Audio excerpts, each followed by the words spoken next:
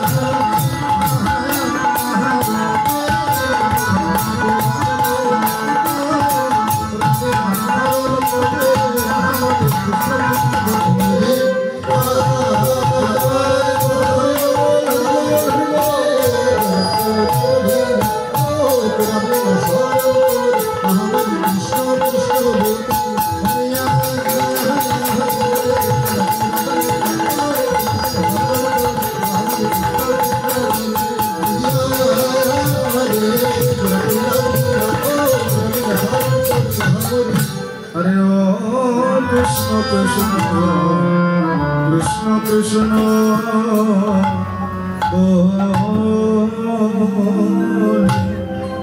কত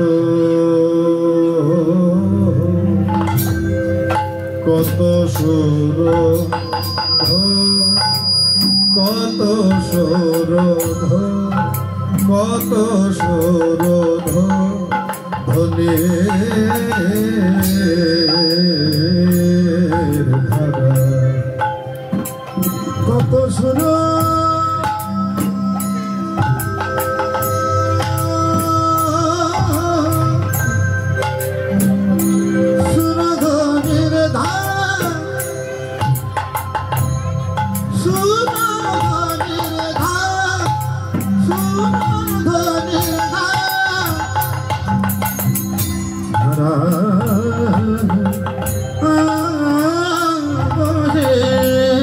কত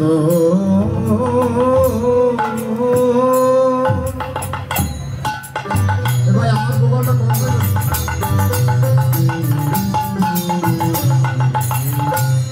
সুরধনের ধারা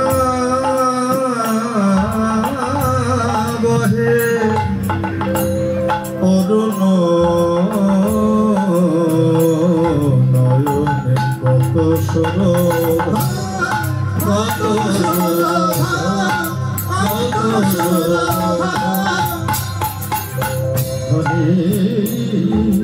ধারা কত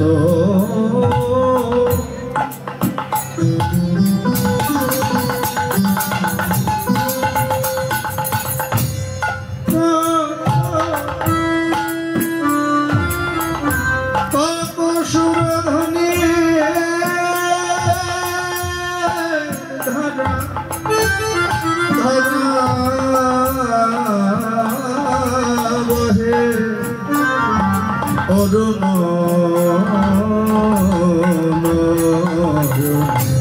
সরধনের কত সুরধা কত সুরধা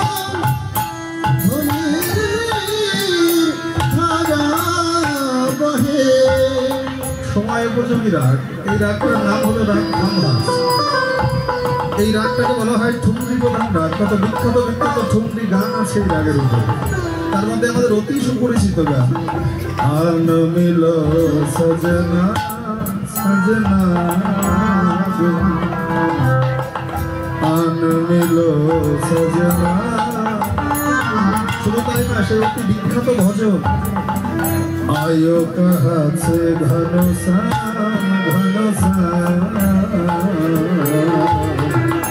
आयो कहाँ से घनसा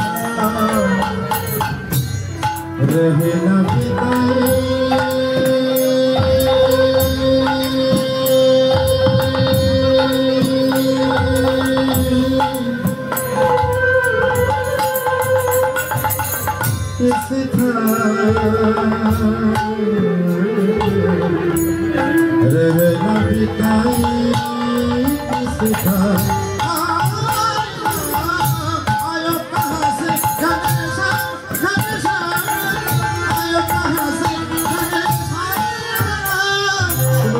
সে অতি বিখ্যাত নজরুল গীতি যে গানটা আমরা ছোটবেলা থেকে শুনতে শুনতে অভ্যস্ত, যে গানটা আমাদের রন্ধে রন্ধে মিশে আছে। চটন মন ঘরে রয় না পিয়া চটন মন ঘরে রয় না কত সুরধনের ধারা বহে অরুণ কত সুরধা কত সুরধা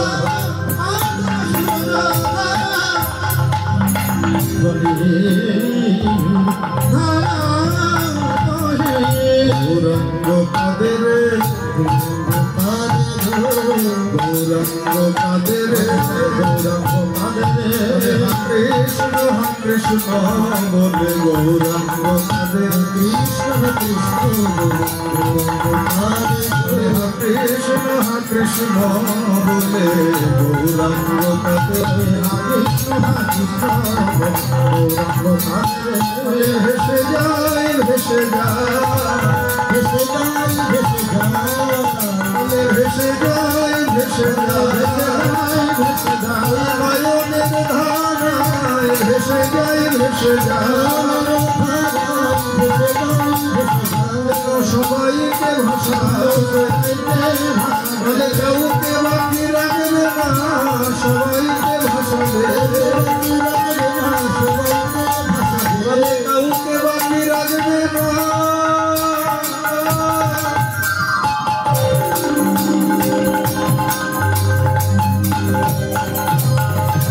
আজ হরি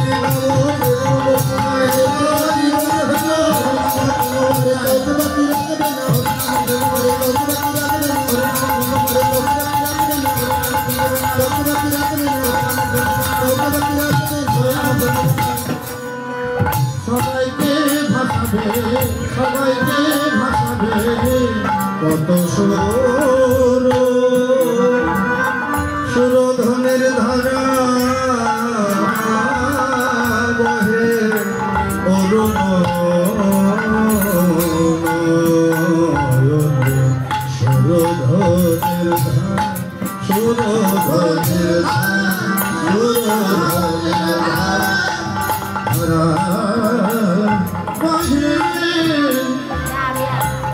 কৃষ্ণ কৃষ্ণ বলি গোরা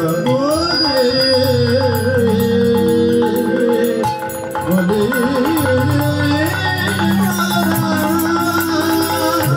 আমার কাঁদে ঘনে ঘনে কত সুরধনের ধারা বহে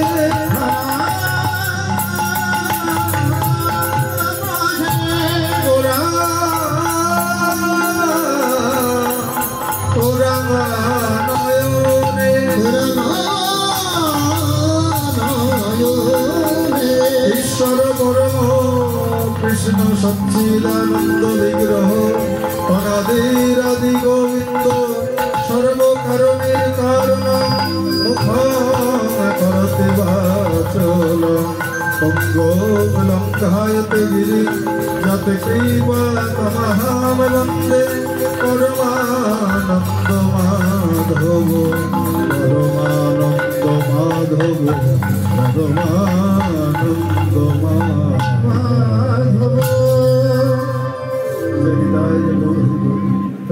সজ্জন সমাগত গৌর অনুরাগী কৃষ্ণ অনুরাগী আমার ভক্তিমতী মা এবং বাবা লীলা প্রারম্ভে সবার চরণে রইল কীর্তন জগতে সর্বকনিষ্ঠ এর বেসটা একটু কমবে অপারেটর ভাই অপারেটর ভাই বেসটা একটু কমেই দেন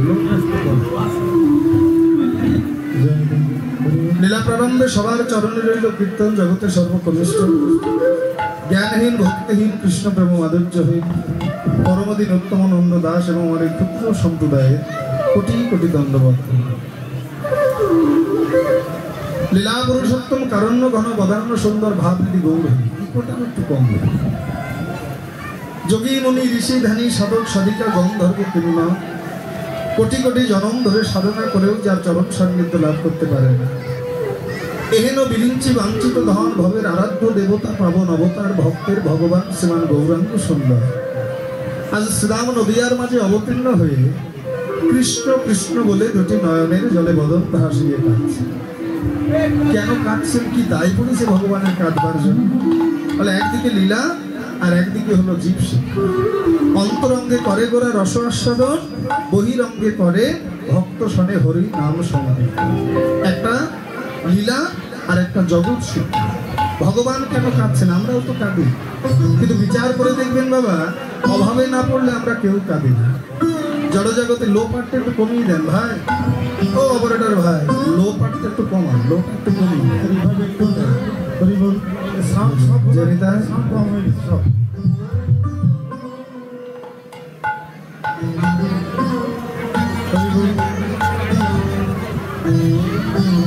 আমরাও কাঁদি ভগবানও কাঁদছে তবে তফাৎটা কোথায় বিচার করে দেখবেন আমরা যারা কাঁদি অভাবে না পড়লে আমরা কেউ কাঁদি না। জড়জগতে, এই জগতে আমরা যারা মনুষ্য কুলে জন্ম নিয়েছি, আমাদের কতজনের কত রকমের অভাব। কারো ধনের অভাব, কারো জনের অভাব, কারো যশের অভাব, কারো বৃত্তের অভাব, কারো প্রতিপত্তির অভাব, কারো বা ভালোবাসার অভাব, কারো বা মানুষের অভাব। সেই অভাবে পড়ে আমরা কাঁদি। কিন্তু যিনি শাশ্বত সনাতন, যিনি সৃষ্টি স্থিতি প্রলয়ের মালিক, যার দ্বারা অনন্ত কোটি ব্রহ্মাণ্ড পরিচালিত হয়, সেই ভগবানের কিসের অভাব যে তাই তিনি হরিবোল বলে নয়ন জলে কেঁদে শুধু কেঁদেই সন্তুষ্ট হলেন না, আবার তিনি ভক্ত বৈষ্ণবের চরণ ধুলায় গড়াগড়ি দিলেন।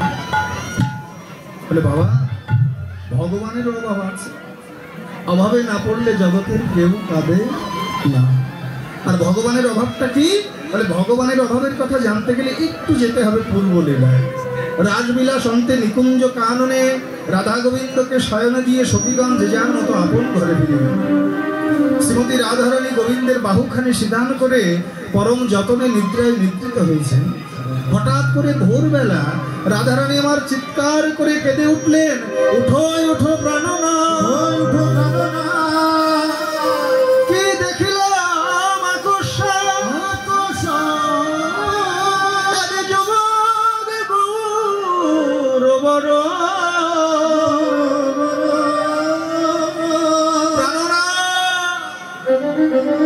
বধূ বধূ বধূ, এই তোমার কেমন লীলা, তোমার কেমন মহিমা, তোমাকে ভালোবাসার প্রতিদান তুমি আমায় এমন করে দিতে। অহল্যা, কুন্তী, দ্রৌপদী, তারা শ্রীহরিকে ভালোবেসে জগতে সতী হল, আর এই বৃন্দাবনে আমি অভাগিনী রাধা তোমাকে ভালোবাসি। মাথায় নিলাম শুধু কলঙ্ক, এই তোমার ভালোবাসার প্রতিদান, তুমি এমন করে আমায় কলঙ্কিনী করে দিলে বধূ। রাধারানী যখন এমন করে কাঁদছেন, আমার গোবিন্দ নিদ্রা হতে উঠে রাধারানীকে হৃদয়ের মধ্যে জড়িয়ে ধরে ডেকে বললেন, রাধে গো, কি হয়েছে, এমন করে কাঁদছ? বলে বধূ, আমি স্বপ্ন দেখলাম। কি এমন দেখলে যা দেখে তুমি নিজেকে কলঙ্কিনী বলে ভাবছ? বলে বধূ, শাস্ত্রে শুনেছি এই জগতের সতী নারী যারা হয়, এরা যদি স্বপ্নের মধ্যেও কোনো পরপুরুষের স্পর্শ পায়, সে নাকি কলঙ্কিনী হয়ে যায়। আমি নিশির শেষে স্বপ্ন দেখলাম, গেরুয়া বসন পরিধান করা, মস্তক মণ্ডিত করা, মস্তকে চৈতন্য শিখা, দণ্ড কমণ্ডল হাতে ধারণ করে এক নবীন সন্ন্যাসী আমার চরণের সম্মুখে বসে, আমার দুটি চরণ যুগল তার হৃদয়ের মধ্যে জড়িয়ে, তার দুটি নয়নের জলে আমার চরণখানি ধৌত করে কেঁদে কেঁদে বলতেন, রাধে রানী গো, সর্বতীর্থ তোমার ওই রাতুল নানা চরণ, একবার কৃপা করে তোমার চরণ করে আমার একটু আশ্রয় করে দাও। হে বধূ, এ জগতে তুমি ছাড়া তো আমার আপন করতে আর কেউ, তোমার চরণেই তো আমি নিজেকে জন্ম জন্মান্তরের মতো সঁপে দিয়েছি। তাহলে তুমি তুমি থাকতে কেন ওই সন্ন্যাসীকে স্বপ্নে দেখলাম আমি যে কলঙ্কিনী হই? এই কথাগুলো রাধারানী কেঁদে কেঁদে বলছেন। আর এই কথাগুলো শুনে আমার গোবিন্দ মৃদু মৃদু হাসছে। আর এতক্ষণ গবাক্ষের দ্বারে নয়ন দিয়ে অষ্ট সখীগণ রাধা গোবিন্দের স্বয়ং বিলাস প্রদর্শন করছে। যখনই গোবিন্দ ভেসে উঠলে, এই অষ্ট সখীর মধ্যে সব থেকে মুখরা হলেন ললিতা। এই ললিতা আর থাকতে না পেরে ছুটতে ছুটতে ছুটতে ছুটতে কুঞ্জ দ্বার খুলে ভেতরে প্রবেশ করে আমার গোবিন্দকে ডেকে বললেন, শ্যাম, এই তোমার ভালোবাসা, এই তোমার ভালোবাসার প্রতিদান। আমাদের রাধারানী কাঁদছে, আর তুমি কিনা কান্না দেখে ব্যঙ্গ করে বিদ্রুপ করে হাসছো, পারলে হাসছো। গোবিন্দ ডেকে বললেন, ললিতা রে, আমি হাসছি বটে, তবে তোমাদের রাধারানী কাঁদছে দেখে হাসছি সেটা নয়। তোমাদের রাধারানী যে কারণটা অনুভব করে কাঁদছে, আমিও সেই কারণটা অনুভব করে হাসছি। দুঃখিত হলেন রাধা। কি এমন কারণ বন্ধু যে কারণ অনুভব করে আমি কাঁদছি দেখেও তুমি হাসছো? গোবিন্দ ডেকে বললেন, রাধে গো, তুমি যাকে স্বপ্নে দর্শন করেছ তুমি হয়তো জানো না সেটা আর কেউ নয়, সেটা হলাম স্বয়ং আমি। কি বলছো? তবে কোথায় গেল তোমার ধরা চূড়া, কোথায় গেল করের মোহন মুরলী, কোথায় গেল তোমার স্মৃতি ঘুরছে কুঞ্চ? গোবিন্দ ডেকে বললেন, রাধে তুমি আমাকেই দেখেছ, তবে যে বেশে আমাকে দেখেছ সেটা আমার ব্রজের বেশ নয়। আগত কলিখালে আমি যেদিন গৌরাঙ্গ হব, আমি আমার এই কেশ মণ্ডিত করবো, মস্তকে চৈতন্য শিখা রাখবো, দণ্ড কমণ্ডল হাতে ধারণ করে কলিলে জীবিত দ্বারে দ্বারে যাবো করে। রাধারানী গো, আমি তো কোনোদিন তোমার কাছে কিছু চাই, আজ যদি তোমার কাছে কিছু চাই তুমি বলো আমায় ফিরিয়ে দেবে। রাধারানী বললেন, বধূ না চাইলেই তো আমি আমার সব তোমায় দিয়েছি, কি আছে আমার যে আমি তোমাকে দেব? গোবিন্দ বললেন, রাধে না চাইতে তুমি তোমার সর্বস্ব দিয়েছো, কিন্তু তিনটি সম্পদ একান্ত নিজের করে রেখে দিয়েছি। কি সে তিনটি সম্পদ? একটা হলো তোমার ভাবমাধুর্য, একটা হলো তোমার প্রেম মাধুর্য, আর একটা হলো তোমার স্বরূপ মাধুর্য। এই বৃন্দাবন লীলায় আমি ভগবান হয়ে অনুধাবন করতে পারিনি। তোমরা ব্রজগতি জানো, দিবানিশী নয়নের জলে হা কৃষ্ণ বলি কাঁদো। এই কৃষ্ণ বলে কেঁদে কি সুখ তোমরা পাও, কৃষ্ণ বলে কেঁদে কি আনন্দ তোমরা পাও, আমি ভগবান হয়ে অনুধাবন করতে পারিনি। রাধারানী করজোড় করে বললেন, বন্ধু এই জগতের ভক্ত যে কেন কৃষ্ণ বলে কাঁদে এটা কি কোনোদিন বলে বোঝানো যায়? কৃষ্ণ বলে কাদার মধ্যে যে কি সুখ, কৃষ্ণ বলে কাদার মধ্যে যে কি আনন্দ, কৃষ্ণ বলে কাদার মধ্যে যে কি ভালোবাসা। এই জগতে যারা একবার কৃষ্ণ বলে কেঁদেছে শুধু তারাই জানে। তুমি নিজে যদি একবার কাঁদতে তবেই তুমি বুঝতে যে কৃষ্ণ বলে কাদার মধ্যে কি সুখ, কি ভালোবাসা, কি আনন্দ। গোবিন্দ ছুটে গিয়ে করজোড় করে বললেন, এই জন্যই আমি ভগবান আজ তোমার কাছে ভিক্ষা একবার কৃপা করে তোমার ওই তিনটি সম্পদ আমায় ভিক্ষা দাও। রাধারানী বললেন, সেনা হয়ে দিলাম, কিন্তু নিয়ে তুমি কি করবে? আমি কি করবো জানো রাধে? আমি তোমার প্রেমে প্রেমিত, তোমার ভাব কান্তি বিলাস নিয়ে আমি নদিয়ায় যাব কাঙাল বেশে, সেদিন মাথায় বাঁধবো নামাবো, কাঁধে নিব ভিক্ষার ঝুলি, পদনে হরিবল হরিবল বলে ওগো রাধে গো, আমি সেদিন জীবের দাবেদার।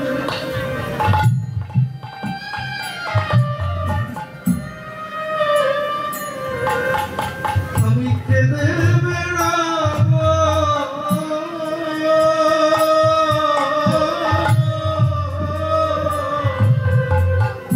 ওগো রাধে গো,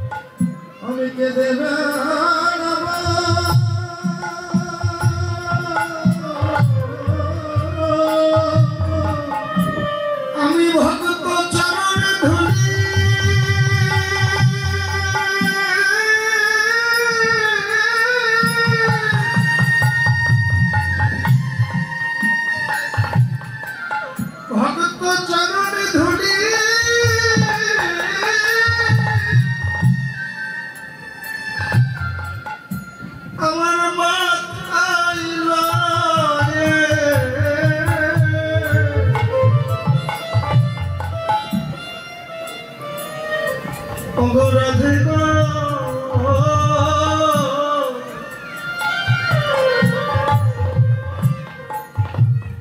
আমি সেদিন জীবের দ্বারে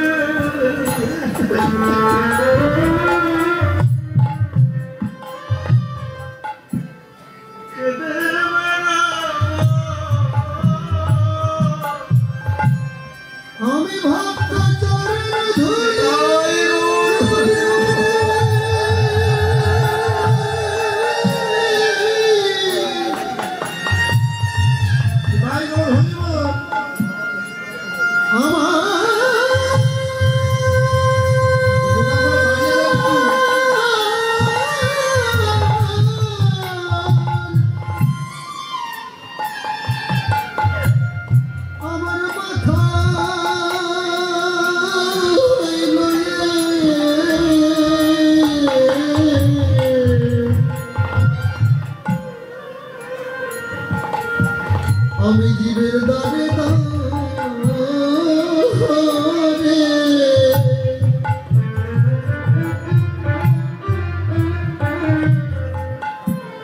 দারে দারে কেঁদে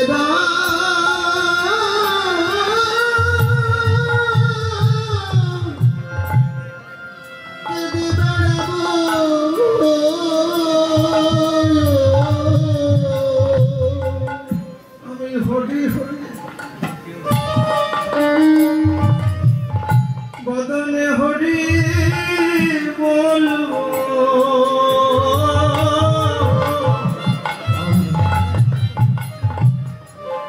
আমি জীবের দ্বারে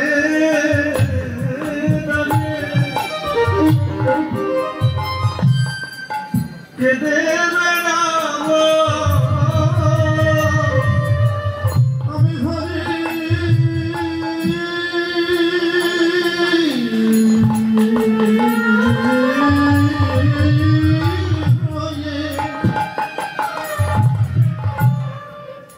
বদন হরি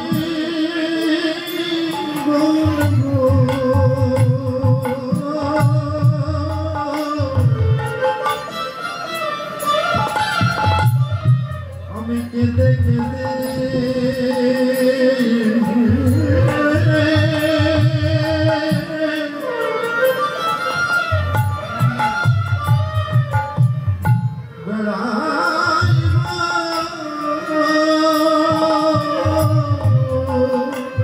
আমি সেদিন নিজে কাঁদবো তা নয় তা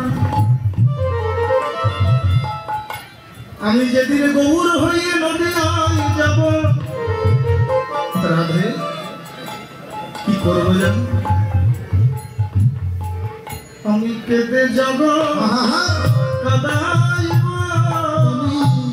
কেঁদে যাব কাঁদাইব আমি চরণ ধুলা মাথাইব আমি কেঁদে যাব কাঁদাইব ধুলা মাথাইব কেঁদে যাব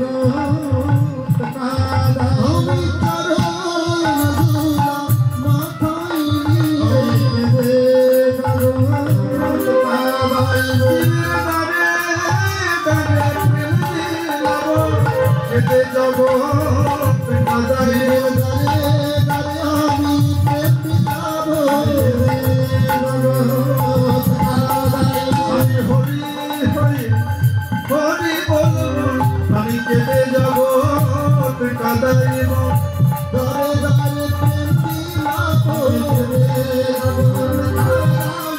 তোমার প্রেমের ডালি আমার মাথায় লইয়ে কেটে যাব কাঁদাইব তোমার প্রেমের ডালি মাথায় লইয়ে আমি প্রেমের ডালি মাথায় লইয়ে কেটে যাব কাঁদাইব হরি হরে হরি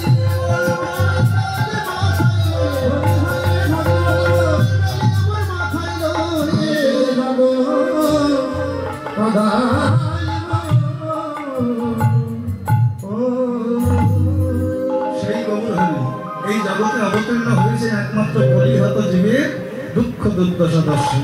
তাই তো মহাজন বললেন না, এই কলি ঘোর রে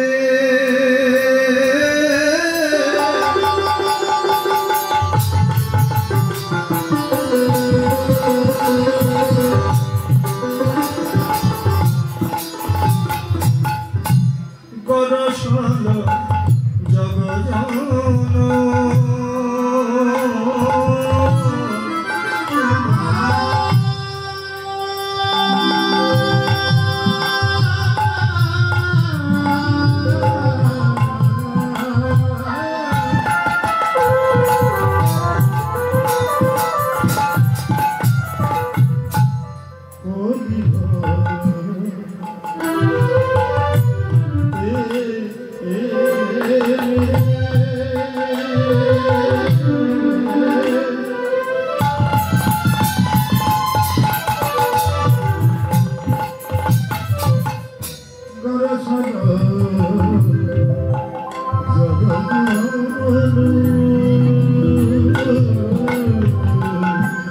ধর্ম করম রঘুদ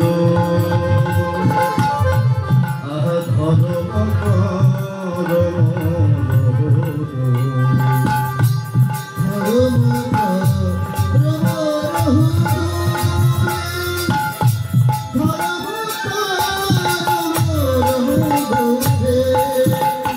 তাই তো অসাধনে চিন্তামণি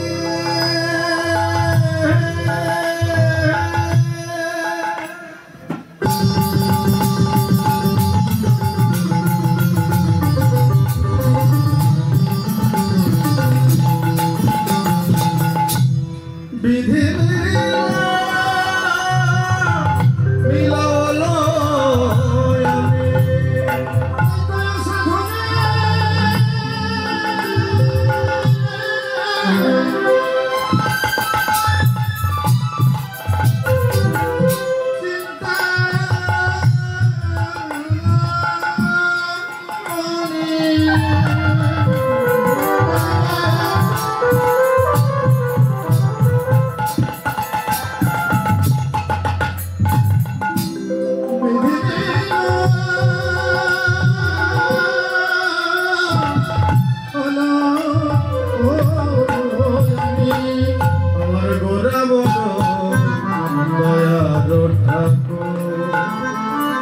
আমার গোরা বড় দয়া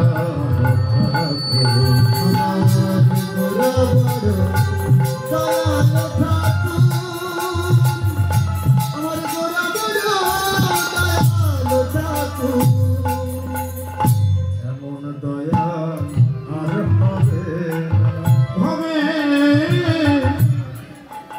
এমন দয়া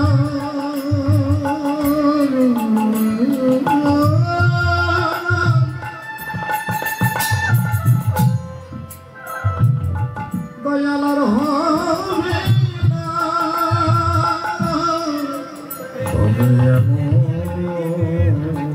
এমন দয়া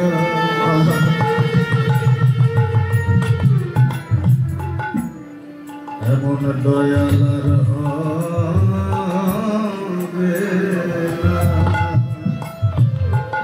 হবে এমন দয়া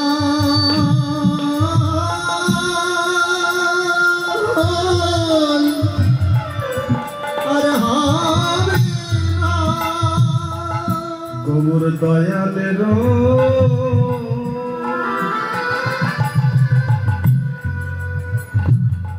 গৌর দয়ালের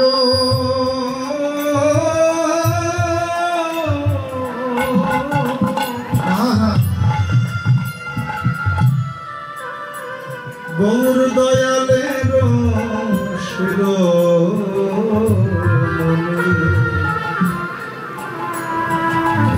এমন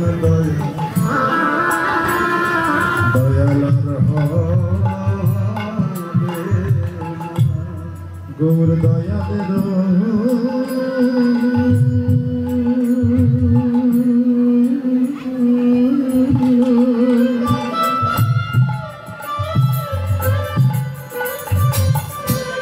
গৌর দয়ালের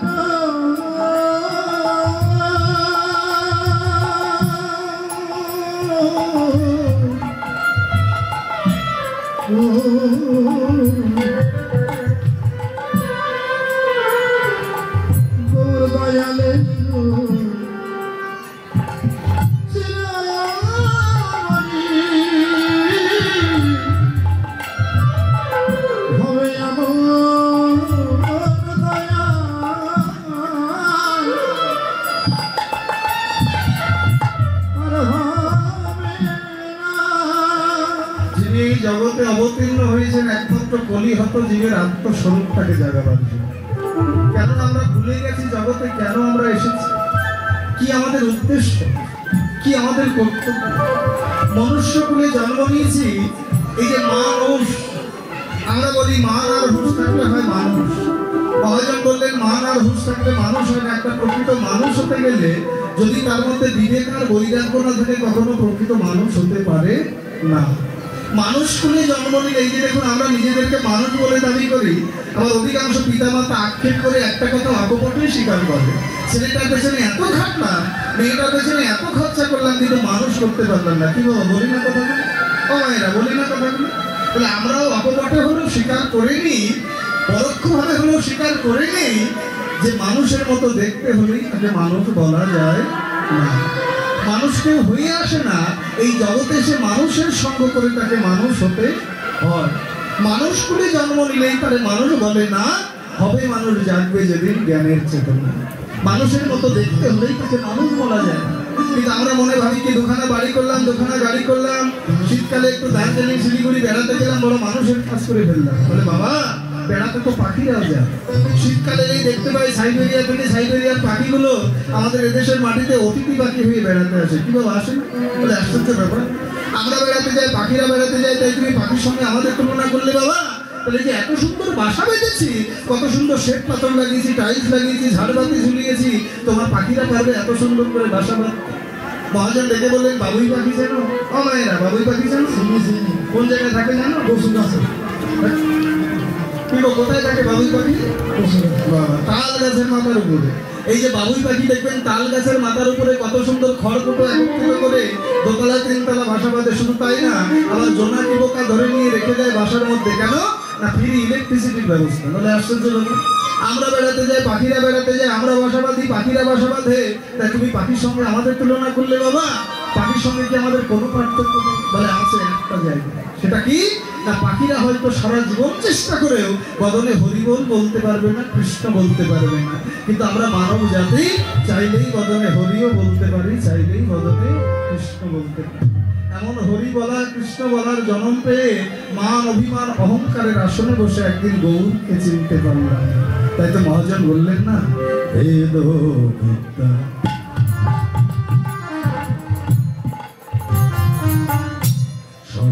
দর্শন জানো, সে যদি আমার গৌরাঙ্গ না হয়, সে যদি আমার গৌরাঙ্গ না হয়।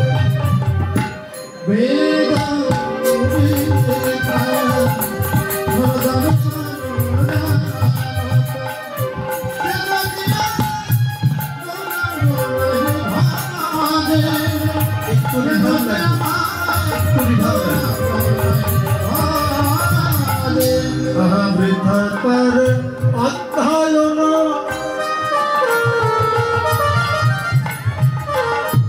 লোচন বিহীন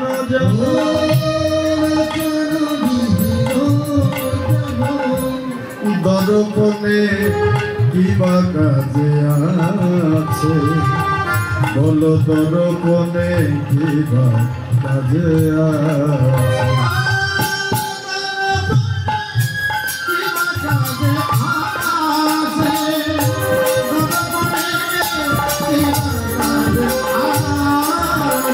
তার মানব জনম বৃথাই গেল,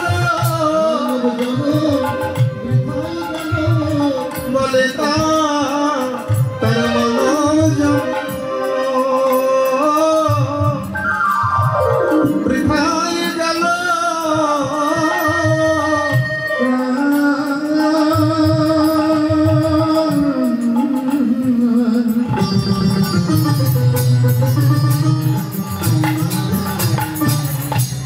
তার মানব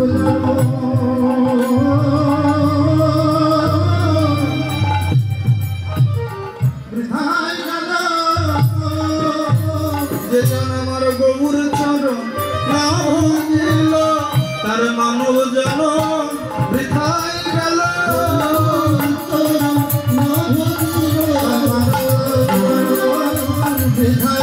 যে জন গৌর চরণ তার মানব জন্ম দেখাই গেল।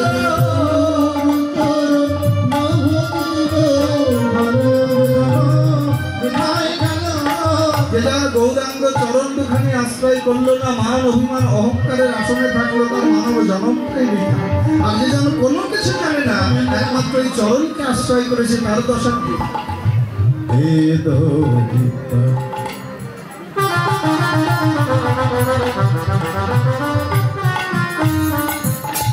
কিছুই নাহি জানো তো, সে যদি আমার গৌরাঙ্গ করে সার, সে যদি আমার গৌরাঙ্গ করে সার।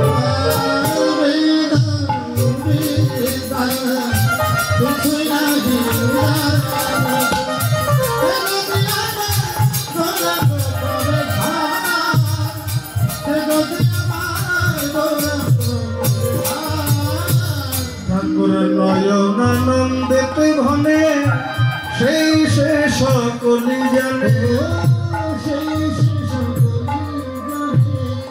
সর্বসিদ্ধি কর তবে তার, সর্বসিদ্ধি কর তবে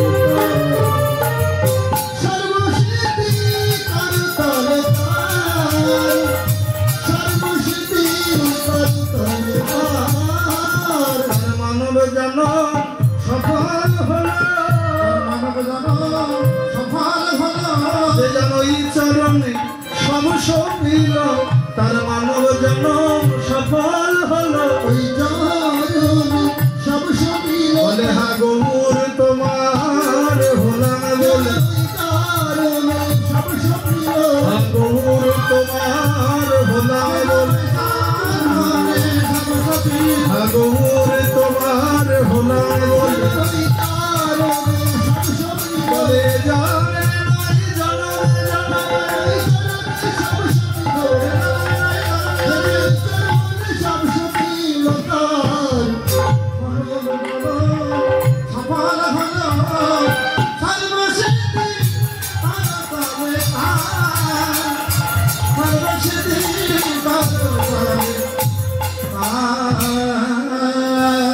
সবকিছু বলে একমাত্র ওই চরণের শরণাগতি প্রেম ভক্তি, এটাই হলো কলির জীবের একমাত্র সম্পদ। ভক্তি যার কৃষ্ণ তার সর্বশাস্ত্রে কয়, ভক্তি না থাকিলে কৃষ্ণ দেখিলে কিবা হয়। এই ভক্তি কখনো বহিরঙ্গ দিয়ে বিচার করা যায় না বাবা, কার অন্তরে কতটুকু ভক্তি আছে এই ভক্তিটা বহিরঙ্গ দিয়ে কখনো বিচার করা যায় না। এই যে একটু উদাহরণস্বরূপ বলি, আমরা যুগে যুগে দেখেছি দেবতার সঙ্গে অসুরের লড়াই, যুগে যুগে এটাই আমরা দেখেছি, কিন্তু আমরা শুধু তাদের আসরিক দিকটা দেখেছি, আসরিক দিকটা দেখেছি, কিন্তু অন্তরের ভক্তিটা আমরা কজনা দেখতে পেরেছি। এই যে বাবা হিরণ্যকশিপুর নাম শুনেছেন না? হিরণ্যকশিপু, এই হিরণ্যকশিপুকে ভগবান নৃসিংহ অবতারে যখন নিধন করেছিল, কোন জায়গায় রেখে তাকে নিধন করেছিল? জানু দেশে। আচ্ছা একটু বিচার করে দেখুন তো, হিরণ্যকশিপু তখন চিত হয়েছিল না উপুর হয়েছিল? ঠিক কোনভাবে ছিল? কিভাবে ছিল? চিত হয়েছিল। এই জায়গাটা একটু বিচার করে দেখুন। ভগবানের জানু দেশে যখন ভগবান তাকে নিধন করেছিল, হিরণ্যকশিপু চিত হয়ে শুয়েছিল, আর ওই মৃত্যুকালে দেহ হতে প্রাণটা যখন বের হয়, তখন হিরণ্যকশিপুর নয়ন ছিল ভগবানের বদন। ভেবেছে অসুর কুলে জন্ম নিয়েও শেষের দিকে যাবার কালে ভগবানের বদন দেখতে দেখতে যাওয়া, এটা কি কম ভাগ্যের কথা? শুধু তাই কেন? শুধু তাই কেন? আপনি কংসের কথা ভাবেন, কংস চিত হয়ে শুয়েছিল, আর কংসের বুকের উপরে উঠে তার কণ্ঠটা রোধ করে তাকে নিধন করেছে। সেখানেও মৃত্যুকালে কংসের নয়ন ছিল ভগবানের বদন। আমরা শুধুমাত্র তাদের বহিরঙ্গটা বিচার করি, বহিরঙ্গ দিয়ে কখনো ভক্তির বিচার হয় না। একজন ধুতি তিলক করলে, তুলসীর মালা কণ্ঠে দিলেই যে সে বড় ভক্ত হয়, এটা কিন্তু নয়। ভক্তটা মানুষের বহিরঙ্গ দিয়ে নয়, ভক্তটা হতে হয় ভেতর দিয়ে। পূর্ব জন্মে যদি থাকে সাধু সংস্কার, দেখিতে শুনিতে তবেই হয় সে বৈষ্ণব। কৃষ্ণ ভক্ত হওয়া, ভক্তিটা লাভ হওয়া, এটা অনেক কষ্টের ব্যাপার, কঠিন জিনিস। কেউ কেউ ভক্তি নিয়ে জন্মায়, আবার কাউকে ভক্তি অর্জন করতে হয়। তা যা হোক, এই যে ভক্তিটা আমরা জানি, ত্রেতা যুগে রাবণের কথা ভাব। রামচন্দ্র যেদিন অকাল বোধন করেছিল, কিন্তু বাবা করেছিল না, অকাল বোধন করেছিল না সেই যুদ্ধের সময়। রামচন্দ্র ভাই লক্ষণকে ডেকে বলেছিল, লক্ষণ তুমি যাও পুরোহিত নিমন্ত্রণ করে এসো। লক্ষণ ডেকে বলছে, দাদা এই বনের মধ্যে আমি পুরোহিত কোথায় পাবো? রামচন্দ্র ডেকে বললেন, সেটি গো জগৎ শ্রেষ্ঠ ব্রাহ্মণ, তুমি রাজা দশরথকে দিয়ে নিমন্ত্রণ করেছ। লক্ষণ চমকে উঠলেন, দাদা এ কি বলছো? যে আমার মাতৃসম বৌদিকে হরণ করেছে, যার সঙ্গে আমরা যুদ্ধে লিপ্ত হয়েছি, যে আমার শত্রু, তাকে কিনা বলছো তোমার পূজার পৌরোহিত্যে নিমন্ত্রণ দিতে? এটা তুমি বলতে পারলে?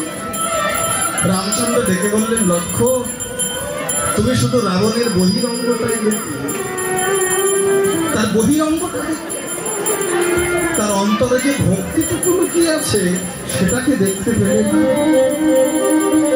যেমন তোমার দাদা হয়ে তোমার আদেশ হচ্ছে, তুমি তাকে নিমন্ত্রণ দিয়েছ। দাদার আদেশ রক্ষা করবার নিমিত্তে লক্ষণ সেদিন ওই রাজা দশাননকে দিয়ে পৌরোহিত্যের নিমন্ত্রণ দিয়ে এসেছে। ভক্তিটা দেখুন কেমন। আর পূজার নির্দিষ্ট দিনে রাবণ যখন ওই গৃহ দ্বারে এসে দাঁড়িয়েছেন, রামচন্দ্র ছুটতে ছুটতে ছুটতে ছুটতে একটা আসন এনে আজ আঙিনায় বসবার জায়গা থেকে রাজা দশানন যেই বসেছেন, রামচন্দ্র একটা পাত্র নিয়ে ছুটতে ছুটতে গেলেন সমুদ্রে। নদীতে গিয়ে জল এনে সামনে যখনই দাঁড়িয়েছেন, রাবণ ডেকে বললেন, রাজীব লোচন হরি, তোমার হাতে ওটা কি? বলে, কেন জল? কি করবে এটা দিয়ে? রামচন্দ্র ডেকে বললেন, সেগুলো আমার আঙিনায় আজ ব্রাহ্মণ এসেছে, আর আমি যজমান হয়ে চরণ ধোয়াব না। আছড় খেয়ে পড়লেন মাটিতে, প্রভু দয়া। এই খল চরিত্রটা আমি চাইনি, তুমি আমায় দিয়েছ। তাই বলে এত বড় শাস্তি তুমি আমায় দেবে? অনন্ত কোটি জগৎ যাকে কেঁদে সেদে পাই না, সেই ভগবান তুমি কিনা ধোয়াবে আমার চরণ? এত বড় শাস্তি আমায় দিও। রামচন্দ্র ডেকে বললেন, সেটি গো, আমি যদি যজমান হয়ে আমার কর্তব্যটা পালন না করি, বলতে পারো জগৎ আমায় দেখি কি শিখি। রাজা দশানন চরণ দুখানি বাড়ি দিয়ে বললেন, বেশ, এই নাও ধোয়া। তবে মনে রেখো, বাতাস চিরকাল একদিকে প্রবাহিত হয় না। আজ দিনটা তোমার, এই দিন আমারও একদিন আসবে, আর আমার যেদিন দিনটা আসবে, আজকের হিসাব আমি কড়াই গন্ডায় আদায় করব। পূজার আসনে বসে রাবণ অঞ্জলি দিয়েছিল, আমরাও তো কত কিছু অঞ্জলি দিই মায়ের চরণ, আর রাবণও অঞ্জলি দিয়েছিল। মায়ের চরণে কেঁদে কেঁদে বলেছিল, মা গো, আমার ঘর থেকে এনে আজ আমি রামচন্দ্রের ঘরে তোকে রেখে গেলাম, অঞ্জলি দেওয়ার মতো কিছু নেই, কি দেব? তাই আজ আমি তোর চরণে আমি আমার প্রাণটাকে জন্ম জন্মান্তরের মতো অঞ্জলি দিলাম। মা গো, এই যুদ্ধে যেন আমার পরাজয়, রামচন্দ্র যেন যুদ্ধে জয়ী হয়। শুধু তাই নয়, আমার প্রাণটা যেন রামচন্দ্রের হাতে। অঞ্জলি দিয়ে রামচন্দ্রের সম্মুখে এসে দাঁড়ালেন প্রভু দয়াময়। বাড়িতে ব্রাহ্মণ এলে তার দক্ষিণা দিতে হয়, জানো না? রামচন্দ্র ডেকে বললেন, সেগুলো আমি যে বনবাস, এই বনবাসে থেকে আমি দক্ষিণা পাবো কোথায়? রাবণ বললেন, প্রভু আগেই বলেছেন এই দিন একদিন আমারও আসবে, আমি দক্ষিণা চাই, আমি ধর্ম ঐশ্বর্য, শুধু এইটুকু কথা না, যেদিন আমার শেষের দিন আসবে, এই দেহ খাঁচা ছেড়ে যেদিন আমার প্রাণ পাখি জমানের মতো থাকবে, সেদিন শেষের দিকে যাওয়ার কালে আমি যেন তোমার বদনখানি দেখতে দেখতে যেতে পারি। শুনেছি মৃত্যুকালে যে যেভাবে দেহ করে পরকালে তারা সেইভাবে গতি হয়। এজন্য আমার ভাগ্যে হলো, আবার যদি কখনো কোনোদিন এই ধরায় আমার জন্ম, সেদিন আমি তোমার সঙ্গ করতে পারি না, এইটুকু করুণা করে আমি সেদিন যেন তোমার ভক্ত সঙ্গ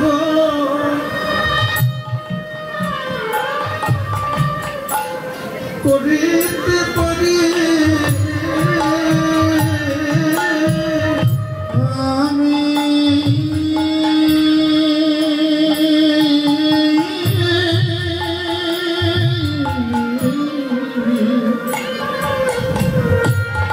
আমি যেন তোমার ভক্ত সঙ্গ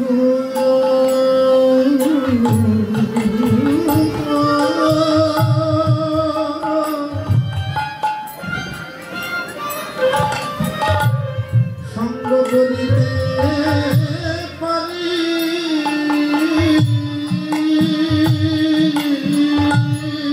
যেন তোমার বদন দেখে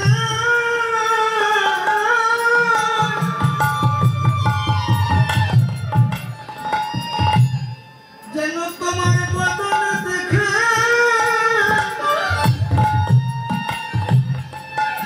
সেদিন যেতে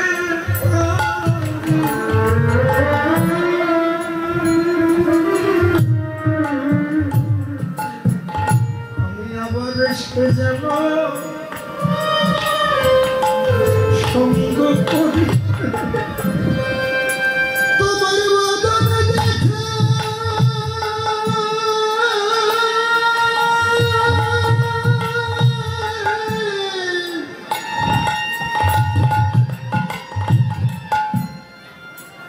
বদন দেখে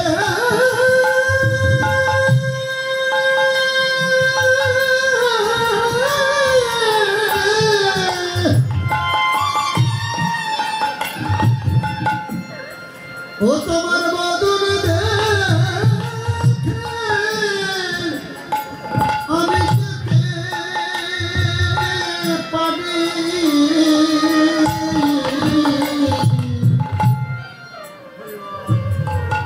আমি যেন ভক্ত সঙ্গ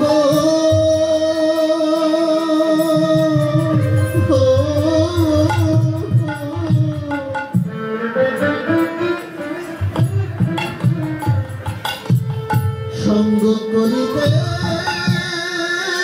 পারি। আমি কত জনম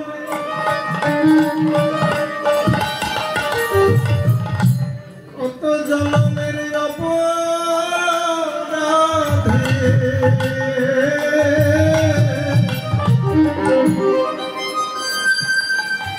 আমি আবার এসে যেন সঙ্গ করিতে পারি। আমি কত জনমে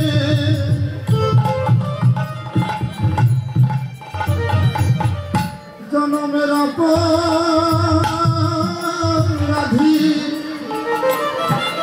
আমি আবার এসে যেন তোমার সঙ্গ করিতে পারি। আমি এই নিবেদন জানাই রাখি, আবার এসে যেন সঙ্গ করতে আমি এই নিবেদন জানাই রাখি, আমি আবার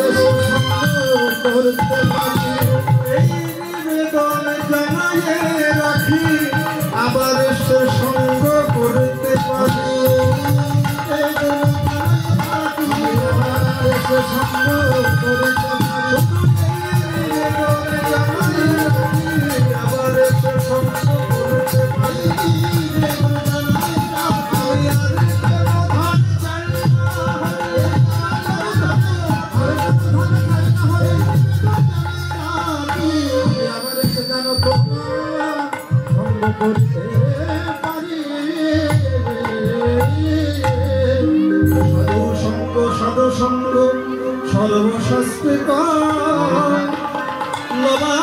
মাত্র সাধু সঙ্গ তারে কৃষ্ণ প্রাপ্তি হয়।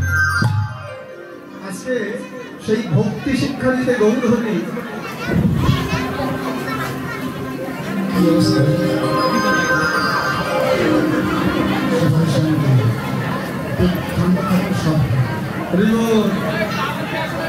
একটু আসতে যান।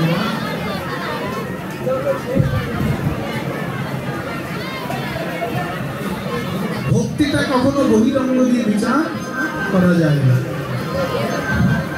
এই যে ভক্তি, এই ভক্তি শিক্ষা দিতে জগতে গৌরহরি আবির্ভূত হয়েছে।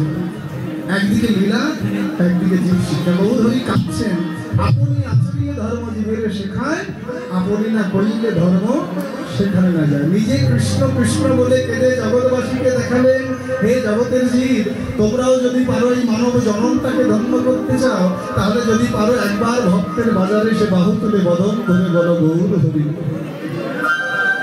হরি ছাড়া জগতে আর কোনো বান্ধব নেই। এই নামই তোমার একমাত্র সম্ভব। কৃষ্ণ বলে কাঁদো, সাধু সঙ্গ করো, ভক্ত সঙ্গ করো, তবেই তোমার মানব জন্ম ধন্য হবে। হরি নাম ছাড়া এই নামের মধ্যেই সবকিছু পাওয়া যায়। এই নামই জীবের একমাত্র সম্বল। নাম শুধু করে যাও। আমরা ভাবি নাম যে করবো, নামে কি পাবো। মহাজন বললেন হরি নাম করলে নেতা হওয়া যায় না, হরি নাম করলে গাড়ি বাড়ি হয় না, হরি নাম করলে ব্যাংক ব্যালেন্স হয়। তাহলে হরি নাম করে যদি নেতা না হতে পারি, গাড়ি বাড়ি না হয়, ব্যাংক ব্যালেন্স না হয়, কেন করবো হরি নাম? বলে হরিনাম করলে কি কোটা একটু করুন জানবা। হরিনাম করলে অমানুষ থেকে মানুষ হওয়া যায়। হরিনাম করলে অপবিত্র থেকে পবিত্র হওয়া যায়। হরিনাম করলে চরিত্রহীন হতে চরিত্রবান হওয়া যায়। কেন না চেত দর্পণ মার্জনম ভব মহাদাবাগ্নি নির্বাহন। হরিনাম করলে চেত দর্পণ মার্জিত হয়। আমরা যেমন আমাদের মুখ দেখার জন্য আয়না ব্যবহার করি, ঠিক তেমনি ভগবানকে দেখার একটা আয়না আছে, সেটা হলো মন রূপী আয়না, হৃদয় রূপী আয়না। আমরা যে আয়নায় মুখ দেখি, এই আয়নাটা যদি কাদা মাটি দিয়ে লেপা থাকে, কেউ না চাইলেই আমরা মুখ দেখতে পারবো? হরিবল কি পারবো কি? তাহলে আয়নাটাকে পরিষ্কার করতে হবে। আমাদের হৃদয় রূপী আয়নাটাও বহু জন্মার্জিত পাপ ও রাশি কাদা মাটি দিয়ে লেপা, তাই তো চাইলেই আমরা ভগবানকে দেখতে পাই। তাহলে হৃদয় আয়নাটাকে পরিষ্কার করবার জন্য গৌরহরি একটা মাজন আমাদেরকে দিয়েছেন, যে মাজনটা হলো সংকীর্তন রূপী মাজন। শুধু মাজন হলে হবে না। এই যে যেমন চুলে শ্যাম্পু দিলে চুল পরিষ্কার হয়, গায়ে সাবান দিলে গা পরিষ্কার হয়, কাপড়ে ডিটারজেন্ট দিলে কাপড় পরিষ্কার হয়, কিন্তু সেটা কি শুধু ডিটারজেন্ট হলেই হবে? ও ভাইরা, আমি যদি শুকনো মাথায় কেজি কেজি শ্যাম্পু ঢেলে দিই, তাহলে কি মাথার চুলটা পরিষ্কার হবে? শুধু শুকনো গায়ে যদি আমি সাবান দিয়ে ঘষি, তাহলে গা পরিষ্কার হবে? শুকনো কাপড়ে যদি আমি কেজি কেজি ডিটারজেন্ট ঢেলে দিই, কাপড় পরিষ্কার হবে? তাহলে কাপড়টা পরিষ্কার করতে গেলে, চুল পরিষ্কার করতে গেলে, গা পরিষ্কার করতে গেলে শুধু ডিটারজেন্ট শ্যাম্পু সাবান হলে হবে না, সঙ্গে যদি দুটোটা জল দেওয়া। এটাই হলো গৌরীর শিক্ষা। সংকীর্তন রূপী মাজন হলে হবে না, সঙ্গে যদি একটু নয়নের জল দেওয়া যায়। তাই তো গৌরহরি আপনি আচরিয়ে ধর্মজীবের শেখায়, আপনি না কইলে ধর্ম সেখানে না যাবে। যত মন্ত্রতন্ত্র, যত সাধন ভজন করুন না কেন, যদি মহাপ্রভুকে ভগবান বলে মানেন, ওই দেহের ভজন, দেহের সাধন, যত তত্ত্বভক্ত যা কিছু আছে, কোনো কিছুতে ভগবান পাবেন না। কেননা এগুলো করবার মতো সময় কলির জীবের নেই। আগেকার দিনে ছিল, কিন্তু কলির জীবের অন্নগত প্রাণ, স্বল্প আয়ু, মোহমায় আসক্ত, জনিগত মোহ। আর এইখান থেকে ভগবানকে লাভ করবার একমাত্র উপায়, যদি কেউ নয়নের জলে ডাকার মতো একবার ডাকতে পারে, এক ডাকেই ভগবানকে লাভ করে।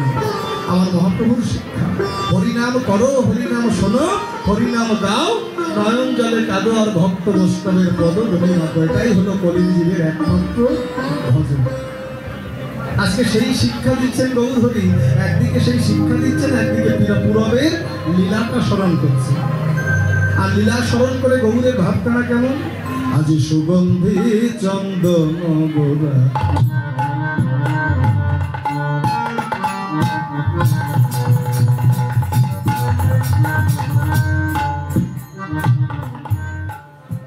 রসরাজ গো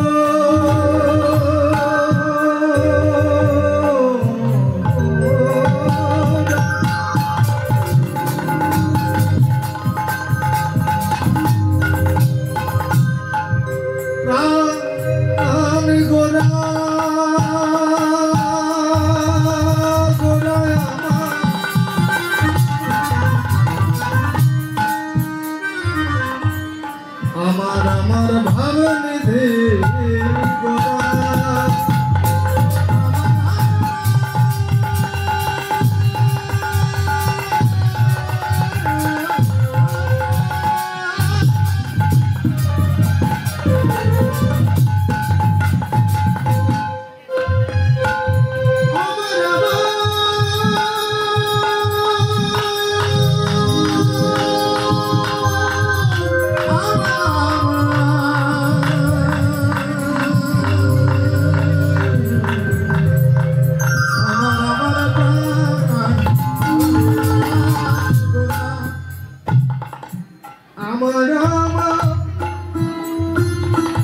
রসরাজ ভাব নিধি গোরা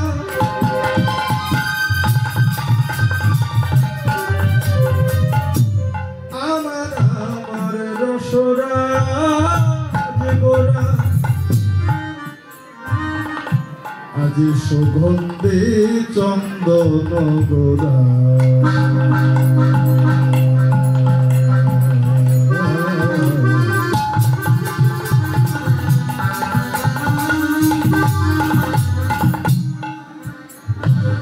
রাখেগা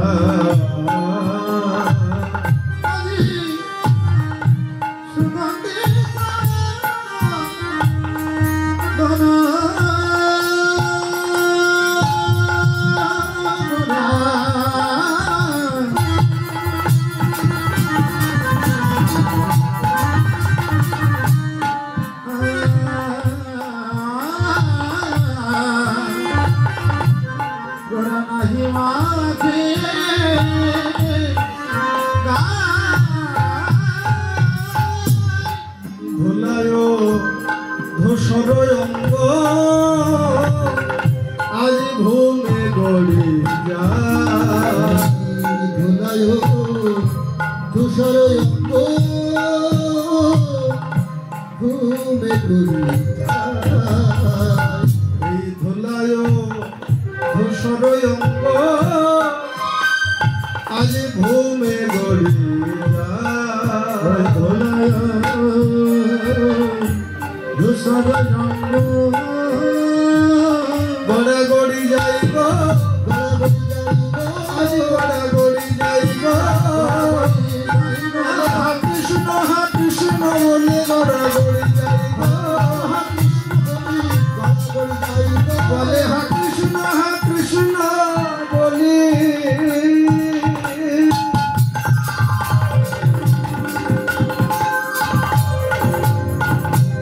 আমার ভাব নিধি গৌর হরি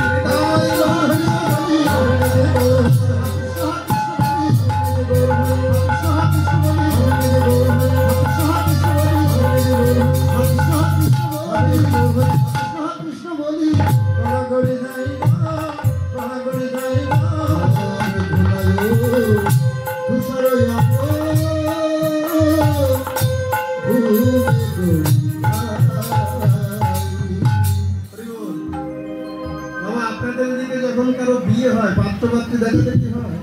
আগে ওই তো এখন হয় না, কমায়রা হয় না। ধরেন এই পাত্রপক্ষ পাত্রী দেখতে গেল, তা পাত্রী দেখতে গিয়ে পাত্রী পছন্দ হলো। পছন্দ হবার পর কতগুলো বয়োজ্যেষ্ঠ গুরুজন ব্যক্তি যারা, তারা আঙিনায় বারান্দায় বসে ওই বিয়ের দিন তারিখ ঠিক করছে যে অমুক মাসের অমুক তারিখের অমুক তিথির অমুক লগ্নে অমুকের ছেলের সঙ্গে অমুকের মেয়ের শুভ পরিণয়। আর এই পাত্রী যে মেয়েটা কি করছে, উৎসুক হয়ে ওই জামালার কাছে কান পেতে এই কথাগুলো শুনছে। এই যে শুনলো যে অমুক মাসের অমুক তারিখের অমুক তিথির অমুক লগ্নে অমুকের ছেলের সঙ্গে তার শুভ পরিণয়, সেদিন থেকে কিন্তু তার চালচলনটা অন্য দিনের মতো আর থাকে না, একটু পাল্টে যায়। সেটা কেমন দেখবেন, ঘন ঘন আয়নার সামনে গিয়ে দাঁড়াবে, বেশ ডিজাইন করে নিজেকে সাজাবে, কুচিয়ে কুচিয়ে শাড়িটা পরার চেষ্টা করবে, তারা ঠোঁটে একটু আলতা দেবে, পায়ে একটু ঠোঁটে আলতা দেয় না, আলতা মতো সারা বৃষ্টির দিয়ে যেটা যেখানে দিতে হয় আর কি, একেবারে নিজেকে সুন্দর করে সাজিয়ে গুছিয়ে রাখে, হৃদয় কুঞ্জটা সাজিয়ে রাখে যে সেই দিনটা কবে আসবে যেদিন আমি আমার পতির সান্নিধ্য লাভ করি। সেই দিনটা কোনে হৃদয় কুঞ্জটা তার জন্য সাজিয়ে রাখে। হঠাৎ করে যদি কোনো কারণে সেই বিবাহটা ভেঙে যায়, অবশ্য বর্তমান জামানায় কোনো কিছু যায় আসে না, কেননা বর্তমান জামানায় প্রত্যেকটা মানুষের ব্যাকআপ থাকে। কিন্তু একটু বিচার করে দেখুন, আগেকার দিনে যদি কোনো মেয়ের বিয়ে ভেঙে যেত, তাহলে এই যন্ত্রণাটা সইতে না পেরে অনেকে আছে আত্মহত্যার পথ বেছে নিত। কি গো মায়েরা, নিত না? তাহলে বুঝতে পারছেন যন্ত্রণাটা কতটা। আর ওই ব্যথাটা বুঝতে গেলে একমাত্র ওই জায়গায় যে না যেতে পারে, সেই ব্যথাটা বুঝতে পারে না। শুধু বিয়ের কোলে নয়, আমরা প্রত্যেকটি মানব এই জগতে জন্ম নিয়েছে একমাত্র হৃদয় কুঞ্জে আমার গোবিন্দের সেবা করবো বলে।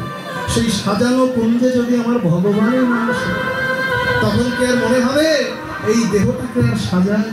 ও মায়েরা, সে বিয়ে ভেঙে যাওয়ার পরে আর কি তার মনে হবে যে আমি একটু আয়নার সামনে গিয়ে দাঁড়াই, নিজেকে সুন্দর করে সাজাই?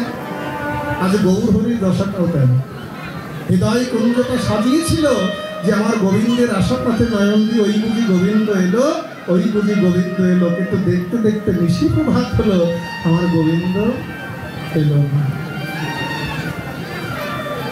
আর তাই তখন আর ওই সুগন্ধি চন্দন কোনো কিছু দিয়ে নিজেকে সাজাবার সেই সদ ইচ্ছাটুকু গৌর হরির মধ্যে বিদ্যমান। হঠাৎ করে মানে মলিন মুখ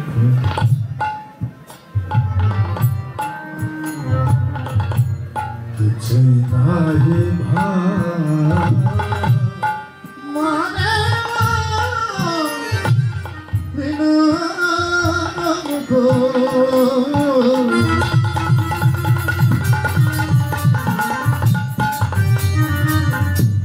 কিছুই নাহি মানে মলিন মুখ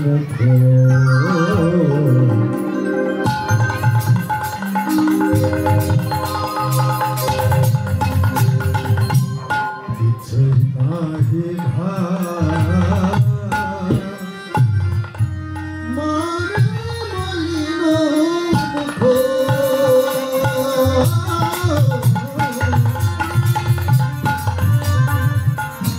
কিছুই নাহি ভাই। তাই দিবস রজনী গোরা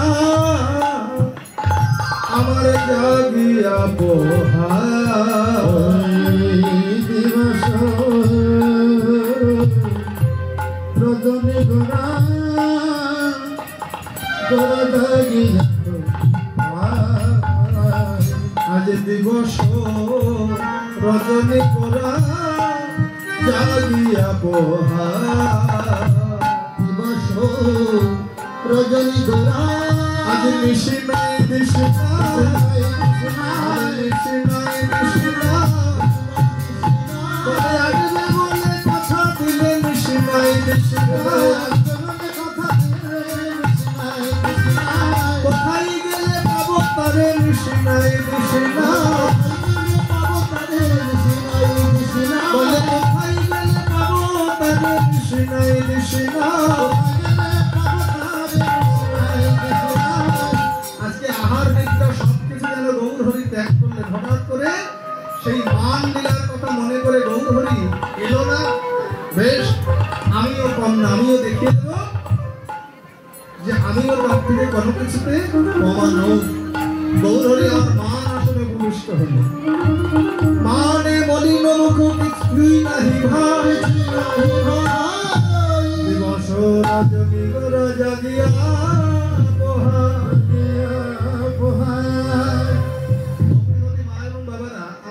সকাল থেকে একটা কথাই আসলে দাঁড়িয়ে বারবার শুনছি, সেটা কি না রাধা কৃষ্ণের মিলিত বিগ্রহ আমার গৌর হরি। একই দেহের মধ্যে রাধাও আছে, কৃষ্ণ আছে। এই যে গৌর হরি হঠাৎ করে নিজের অঙ্গের ছায়া দেখে চমকে উঠল। কেন না অঙ্গের ছায়ার মধ্যে গৌর হরি সেই দ্বিভুজ মুরলীধারীকে দর্শন করছে। দর্শন করেই আজকে চমকে উঠলেন। যার আশা পথে নয়ন দিয়ে এতটা সারাটা নিশি অতিবাহিত করল। আজকে সকাল হতেই প্রভাত হতে না হতেই সেই নিজের অঙ্গের ছায়াতে রেখে আমার গৌর হরি চমকে উঠলেন। আহা ঘরে চমকিত অঙ্গ ধরনে না যায়, ঘরে চমকিত ধরনে না যায়, ঘরে চমকিত অঙ্গ ধরনে না যায়, ঘরে চমকিত অঙ্গ ধরনে না যায়। মান রস গোরা চাঁদে বাসু ঘোষে গান, মান রসে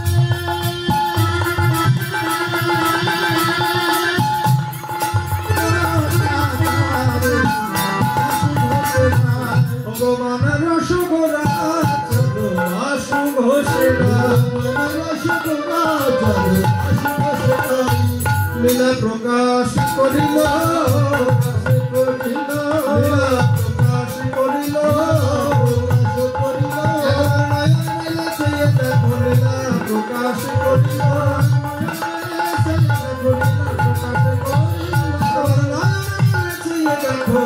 প্রকাশ করিল, সীতামন দিয়ার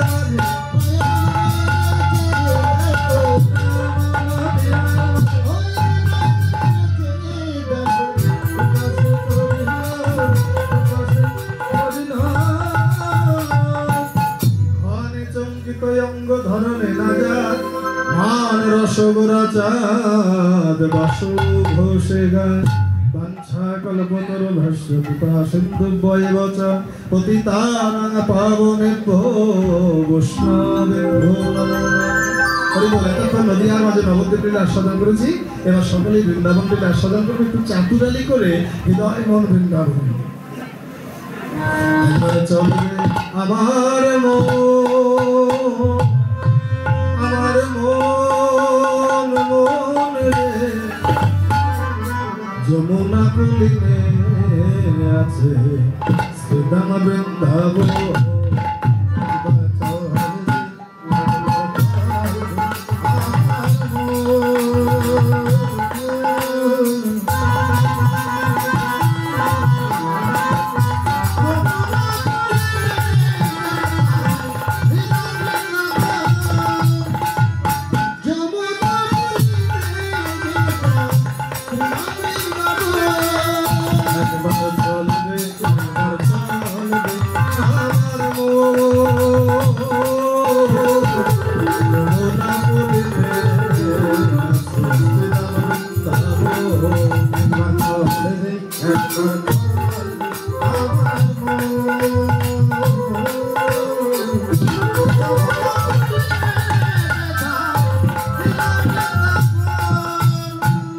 আছে গিরি ধাদিশা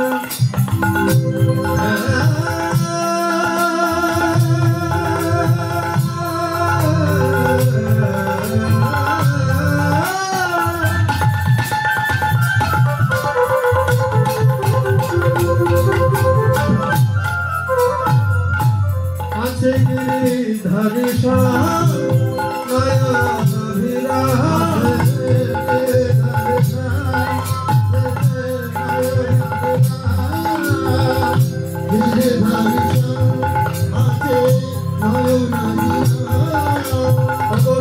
কুণ্ড রাধা কুণ্ড গিরি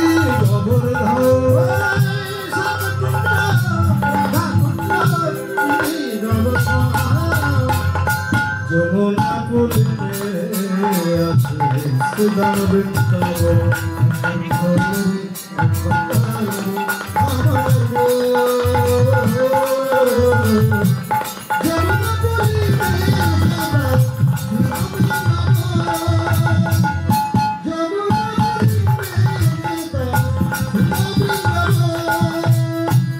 সেথা যাবি প্রাণ যোগা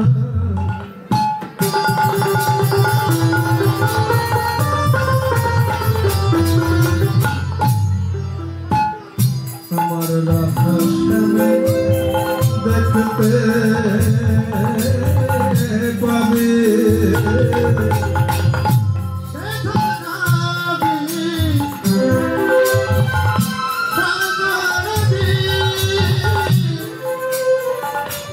আমার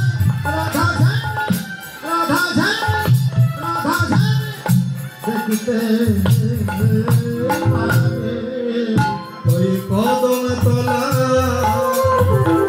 দাঁড়াইয়ে আছে, কদম তলা দাঁড়াইয়ে আছে মদন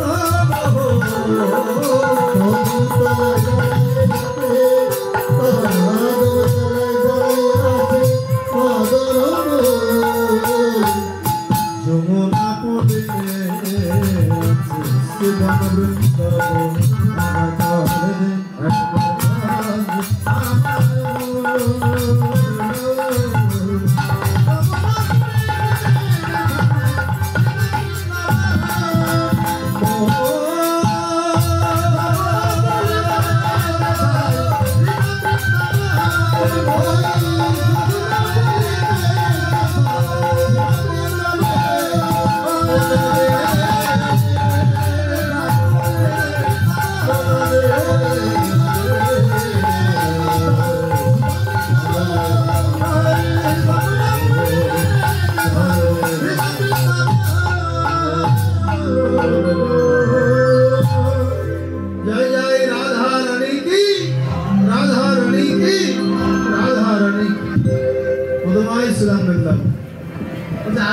যাওয়ার মতো এলাকায়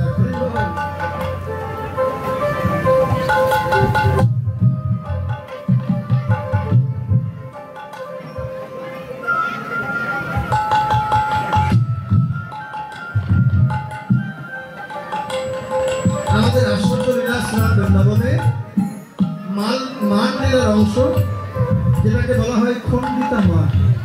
বিষয়বস্তুটা কেমন দেখো মায়েরা, একটু বাচ্চার দৃষ্টান্ত দিয়ে বলি। আমার বাড়িতে যে বাবারা আছে, ধরুন কোথাও বেড়াতে গেল, 2-5 দিন বেরিয়ে যখন বাড়িতে এলো, তা বাড়িতে আসবার পরে ওই জামা কাপড়গুলো পরিষ্কার করবার জন্য তো আপনাদের কাছে দেয়, কি গো আপনাদের কাছে দেয় না? ধরুন কাপড়টা পরিষ্কার করবার জন্য, এ ভাই বাইরের বক্সে সামনে বাইরের বক্সে তো জামা কাপড়গুলো পরিষ্কার করবার জন্য যখন আপনাদের কাছে দিল, আপনি নদীর পাড়ে হোক বা কল পাড়ে হোক যেখানে হোক কাপড়গুলো পরিষ্কার করবার জন্য যখন নিয়ে গেলেন, তো যাওয়ার সঙ্গে সঙ্গে যখনই কাপড়টাকে মেললেন, হঠাৎ করে যদি দেখেন যে সমস্ত কাপড়ে সিঁদুরের দাগ, লিপস্টিকের দাগ লেগে আছে, তখন কি আর মনে হবে কাপড়গুলো কাশি? ঠিক মনে হবে? মনে হবে না বাড়ি গিয়ে ওইটাতে পোস্টমর্টম করবো, তারপরে এসে কাপড়ে হাত দেবো? এই যে প্রথম নায়িকাকে প্রতিশ্রুতি দিয়ে দ্বিতীয় নায়িকার ভোগ চিহ্ন অঙ্গে ধারণ করে প্রথম নায়িকার সম্মুখে উপনীত হলে, সেই ভোগ চিহ্ন অঙ্গে ধারণ করে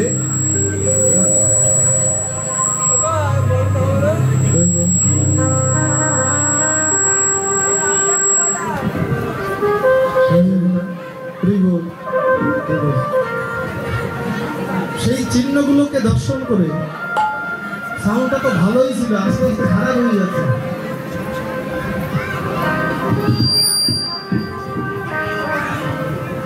সেই চিহ্নগুলোকে দর্শন করে প্রথম নায়িকা অন্তরে যে অনুরাগের উদয় হয়, সেটাকেই খণ্ডিতা মান করে। প্রথম নায়িকা হলেন শ্রীমতী রাধারানী, আর দ্বিতীয় নায়িকা হলেন এরা একটু আগে যে পালাটা হলো, নামটা জানেন?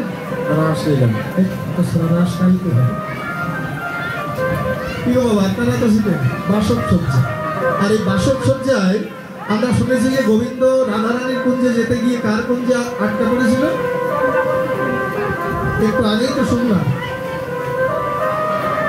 চন্দ্রাবলী।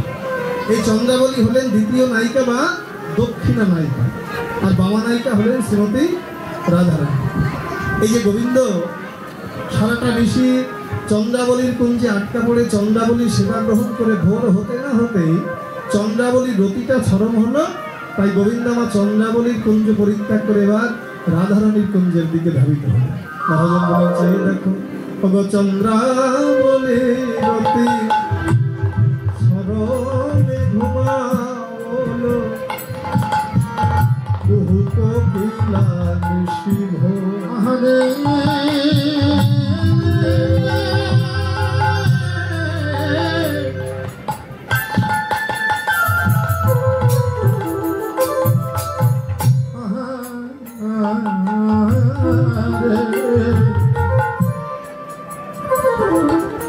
ওগো সন্ধ্যা বলি রতি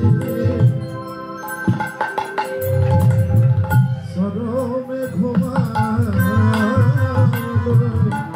কুহু কোকিলা ও কুহু কোকিলা ও আবার ওই ছন্ন সময়ে চতুর্বর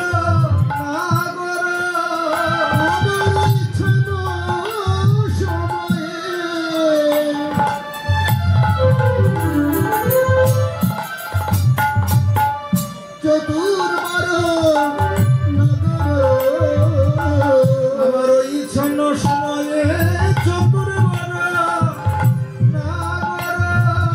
আমার ওই সময়ে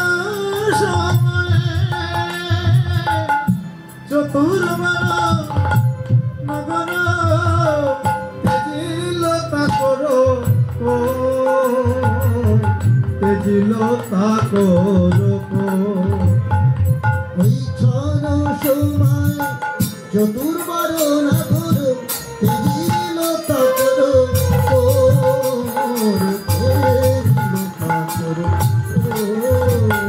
শ্যামনগর আমার চলিল শ্যামনগর আমার চলিল রে শ্যামনগর আমার চলিল শ্যামনগর আমার চলিল রে বদনে জয় রাধে শ্রী রাধে বলে নগর আমার চলিল বদনে জয় রাধে শ্রী রাধে বলে শ্যামনগর আমার চলিল রে বদনে জয় রাধে শ্রী রাধে বলে নগর আমার চলিল রাধে শ্রী রাধে বলে শ্যামনগর আমার চলিল রে এই বৃন্দাবনের পথ আলো করে নগর আমার চলিল বৃন্দাবনের পাল করে শ্যামনগর আমার চলিল রে দেখো দেখো দিনমণি দেবলবান কুমোদিনী তেজি অলি কমল কর ধাবয় বায়সনীয় রেখুতা কুমুদিনীতে বিয়লি কোমল পরধা বয়সে আজি গোবিন্দ আমার চলতে চন্দনে চরচিত সবহু কলেব নীল বসন পরিধান